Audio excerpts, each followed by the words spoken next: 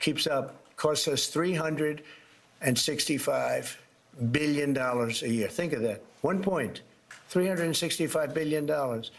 If you bring it down a point, we save 365. We should be the lowest interest rate, and we're not. We're 38, number 38, because of the Fed. It's all because of the Fed. He's done a bad job. Now, he's got a meeting today, but I call him too late. Okay, that was President Trump launching this new attack on Federal Reserve Chair Powell. Again, not cutting interest rates, keeping rates at 20-year highs. At least 15 central banks around the world are cutting their interest rates. Let's welcome back to the show from Kansas. He's from Senate Budget. He's Kansas Senator Roger Marshall. Senator, it's great to see you. So, Senator, the Fed is now accused of this ridiculous overreach into the U.S. economy, acting like central planners, not cutting rates. Yes, we know PCE came in at 2.6%, but the rates actually were higher last year when the Fed cut rate. Rather, the inflation was higher last year when the Fed cut rates. What was your reaction to the Fed's decision? Well, I wasn't surprised because there's a reason that President Trump calls him Jerome Too Late Powell.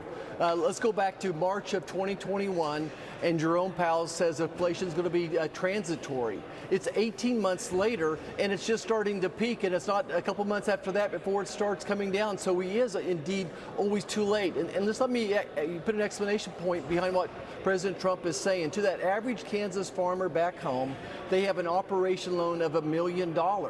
We saw interest rates on those loans go from 2% to 9%, and that's what caused a record drop in net farm income. So he's right. Every point matters. And I'm not saying we should drop it 2 or 3 points, but dropping it a quarter point or a half point, come on. I think that the economy would dictate that now. We don't know what's holding up Jay Powell, except he's always too late. Yeah, you know, even Fed Chair Powell admitted that waiting too long to cut interest rates could harm the labor market. So we got two Fed Reserve governors, Michelle Bowman, Christopher Waller, disagreed, saying the Fed should cut rates now.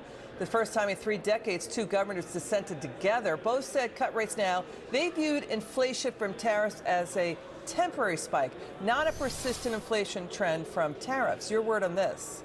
Well, I'm going to trust Michelle Bowman. Of course, she's from Council Grove, Kansas. But let's just think about this for a second. Of all the goods that Americans consume, only about 11% of them are imported. Only 11%. So let's just suppose there's a 10% tariff on 11% of what we consume. Well, my little math says that's going to be a 1.1% increase, assuming that's all passed along to the consumer, and you know it's not going to. So I think that these tariffs could cause a one-time hit of 1 or 2%, but I think the manufacturers are going to absorb a lot of that. The wholesalers are